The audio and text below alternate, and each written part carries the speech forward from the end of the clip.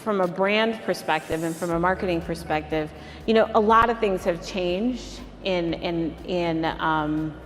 the media landscape, but the reality is that the way you grow brands is really fundamentally the same way that you did it from the beginning, which is you need to be able to attract the largest amount of people possible and engage them with a compelling message that satisfies the need that they have and will motivate them to be more engaged with your brand and buy your product. One of the things that I think make for, you know, fearless, whatever we want to call it, is knowing that an idea is good enough that regardless of whether you have the brand at the moment, what the brand, if that thing is so big and interesting that it can cut through, then take it and you will end up shaping kind of the creative concept around it. And so the data and analytics practice at Viacom, our data strategy group, our audience science group, they've crafted a suite of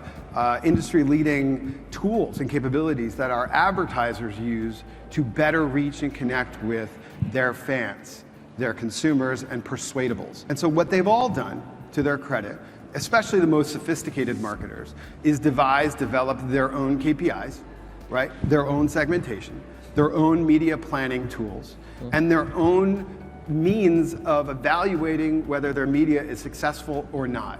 And it's on media companies like ours to understand how we're being judged, to encourage outcome-based solutions, and then to be measured on our ability to move business. But I would argue that there are certain places and associative value for certain brands to be on television with less of a delivery and a better place to be for a great product introduction. And that's why the great marketing folks today who are really introducing and have the ability to make those kinds of decisions are making those kinds of decisions. And just distributing content, that we do that also within certain arenas, is much more challenging because oftentimes you're evaluating opportunities for the first time. The content is brand new, the audience opportunity is brand new. So I kind of feel like we're in a great spot for again, few reasons. One, there's lots and lots of information available to make good decisions and to evaluate whether or not those decisions are the appropriate ones for a brand.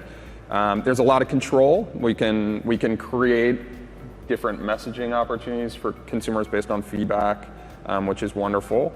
And that's it. And tools are much more flexible today. And frankly, we're talking about video here, which is wonderful. This is application across other messaging touch points, but video really tends to be the area where we see the greatest return anyway, right? So the idea that someone is engaging with video across multiple platforms really opens up a whole bunch of opportunity for us to be more successful on behalf of our clients. So, you know, we now live in a world where brands can't stay out of the conversation, right? And the reason I believe that is because, you know, it used to be a marketing ploy to support charity or to support causes. And so you have brands flopping around looking for causes that were innocuous enough that they weren't going to offend anyone by supporting them. Now, what you're seeing is that brands actually have to have a point of view.